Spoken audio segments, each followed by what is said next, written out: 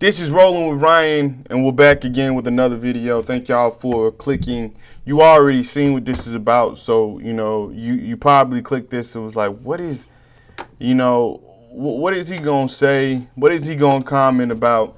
Given this situation."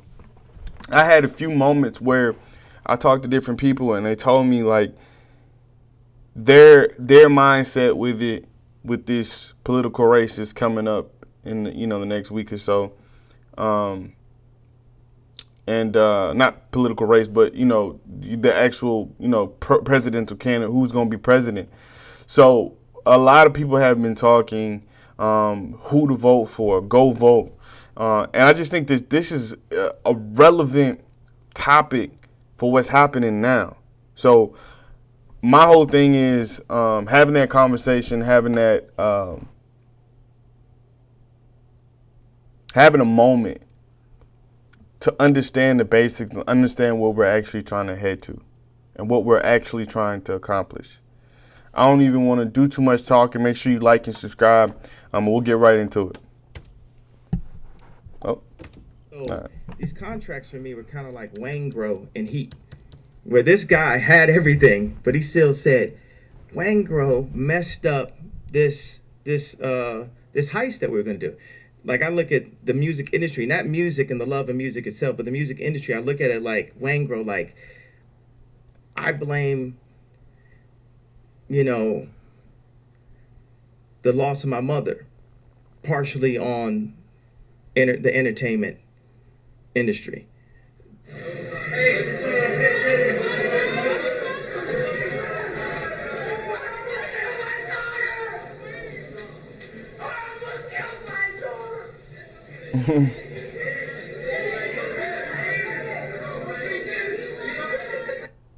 I think about that anytime I go to the hospital. I'm very, I'm mindful of that stuff. You think about like Bob Marley, they didn't just JFK or MLK him. I post a picture of the screen at the hospital, and then I was asked to take it down by by who? People just called me. I'm forgetting exactly who asked me, but it was like they got to my management, they got to this, and they said take that picture down. Like the hospital, it was in the weirdest place, So What did they not like about the picture? um, I think it might have had some information on it that they didn't want to go out, like an address or something like that. Okay. And it's just like, but I don't want to go down these rabbit holes. I'm just saying like Michael Jackson not waking up one day, Prince not waking up one day, Bruce and Brandon Lee, Bob Marley, all of these things are have crossed my mind. All right, You y'all. know, I'm gonna be real. The first time I watched this, I was confused. The second time I watched this, I was like, "Yo, maybe he had some type of core main idea." And I would say that the way that they cut this so far isn't even um, it doesn't do the podcast episode justice. So that's one thing. And this is not even a video to like, oh, who you need to vote for, because I'm not telling you who to vote for. You vote for whoever you want to. But as far as like the way that Kanye goes from topic to topic, I feel like this video here makes it even more evident. So me watching this now, I'm kind of getting confused. I'm like, what are you even talking about?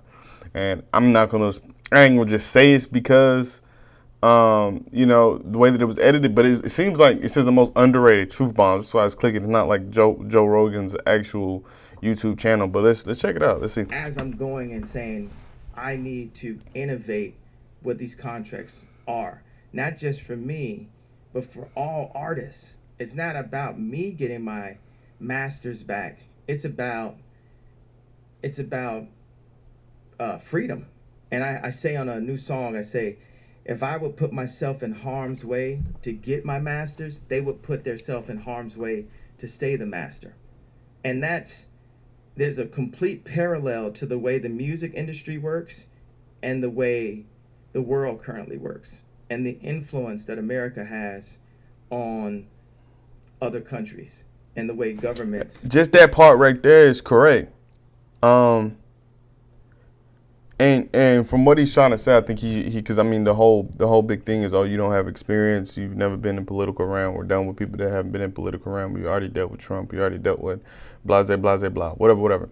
So I think his explanation of the music industry having a parallel with politics or the way that the United States is ran is correct.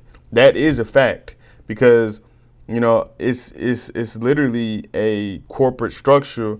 Or it's capital. It's we live in a capitalist society. Bottom line, a lot of people, most people have benefited off of that. Kanye West has benefited off of that. Joe Rogan has benefited off of that.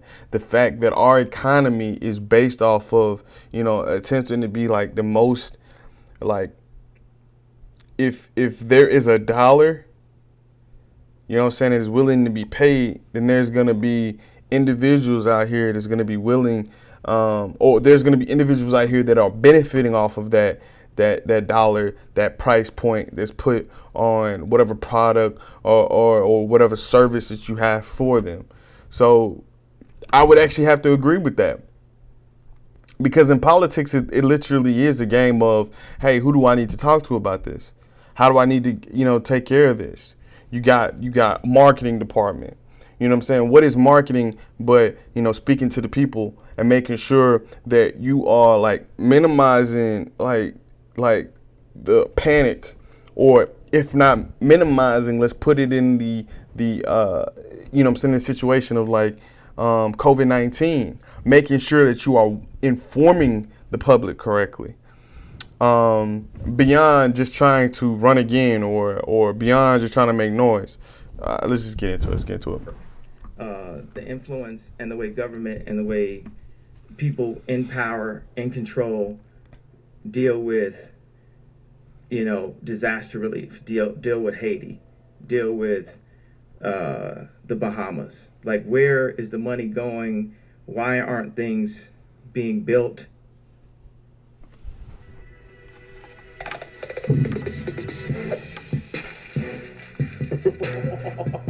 Wait,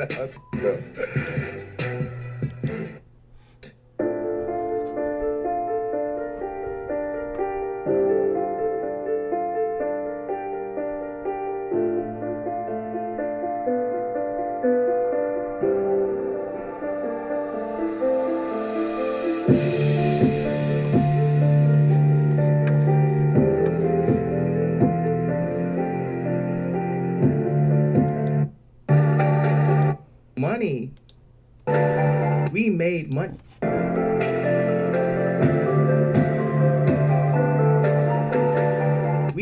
All right. I don't know what. I guess this is like a conspiracy site. I don't know what they're talking about. I didn't get the point of doing that. So if money is the key to all people's happiness and will solve everything, and everyone's doing things for money, let's just make more money. But it's not about making more money. It's about keeping poor people poor and rich people rich, and keeping people in their place. And right now, we're experiencing the fall of Rome, or the Titanic has now hit a glacier. And there's people who would prefer to go down with the Titanic than to get on a lifeboat, because they don't want to get seawater on their dress or on their nice outfit. The people are so programmed and brainwashed. But you see this character that's made for black people to idolize, that was designed by a white person and put out by a white company. So it's controlling the narrative to say, we're going to show you Harriet Tubman, we're not going to show you Nat Turner.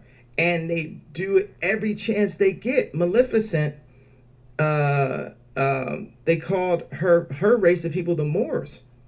And the Moors are, and I just saw it again, and I was just like, yo, if you erase our history, like most black people, we don't know.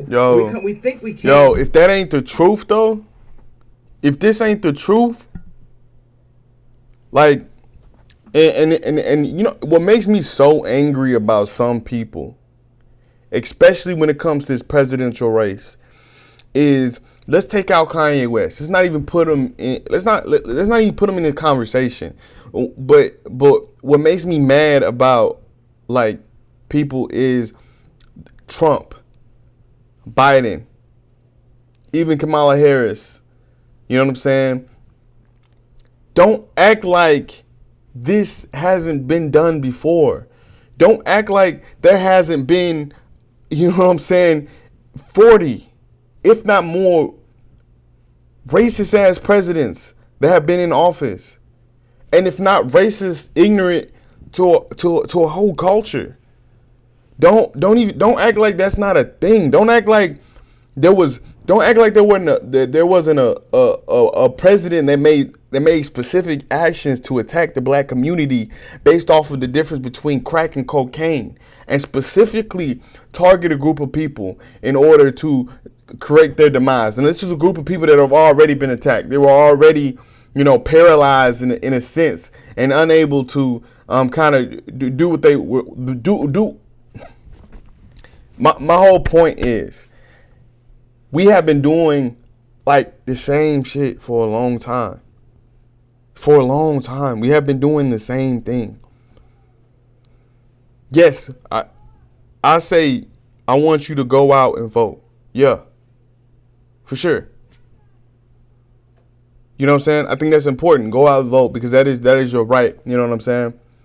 Somebody said it. I think it was T.I. was like, yeah, I'm going to do anything. If I'm looking at my enemy, if I'm watching my enemy and I see my enemy is trying to stop me from doing something when it comes to voter registration, when it comes to, trying to, halt votes, certain things, requiring ID, all that other stuff.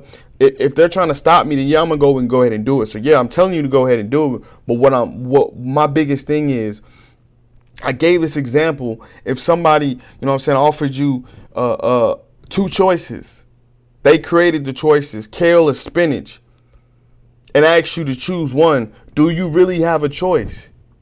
You know what I'm saying? Like, do you really have an option? So my whole thing is, we need to create, number one, a broader spectrum of options, right? And whatever you feel about Kanye West, that's what he is. It's a broader spectrum of what your options are. And number two, we need to look at policies, and we need to. There should be no way that they cannot, in some way, like Ice Cube is doing, like Killer Mike. Like, there should be no way where we cannot sit with them, create policies, create a plan of action to make sure that we have it our way. Because what else is the point? But going back to this, they're taking our history, and the only reason why I brought that up is, he maybe Kamala Harris, I would assume, I'm pretty sure Obama can understand that same concept. I've never heard him, and it's just me. I've never heard him speak of it. I'm sure he's dealt with it, but when it comes to presidential candidates, I haven't ever heard anybody like talk about, the cultural strip of black people. I haven't heard anyone talk about that. And the fact that he's aware of that, that's something I like. And yeah. Slaves, we don't know our bloodline, and we're given Black History Month, and we take that like it's some gift to us. No, it's a programming to us. Racism doesn't end until we get to a point where we stop having to put the word black in front of it, because it's like we're putting the rim a little bit lower for ourselves. Like, it's when I say I'm the second wealthiest black man in America, like, why do I have to say that? Because obviously, if we just go on wealth, period, or what we call wealth, like financial wealth, that scorecard, I'd be like, I'm the 78th wealthiest man in America. But we shouldn't have to have a special box, a special month, because also what they show in Black History Month is us getting hosed down, reminding us that we were slaves. Like, what if we had, remember when I cheated on you month? Like, remember when you first found the text messages? Remember, how does that make you feel? It makes you feel depleted and defeated. And that's just a programming, but that program is inside of the curriculum. It's inside of the media. Plan B and Planned Parenthood were planned by a eugenics that set out and said out loud, I'm doing this to kill the black race and to create population control. You know, if we... Wait a minute, what are you saying? There are 1,000... Yeah, I don't believe in none of these conspiracies. I don't even know. Okay, I'm not, okay. I don't know why they just brought up Epstein. I don't know why they did that. That was very weird, and maybe I'm missing something. I don't know why they did it, but I'm only here mainly for like what Kanye is saying. And like I said, I know they're making a clip, so I just couldn't watch the full video. But yeah, black children aborted a day, daily. We are in genocide.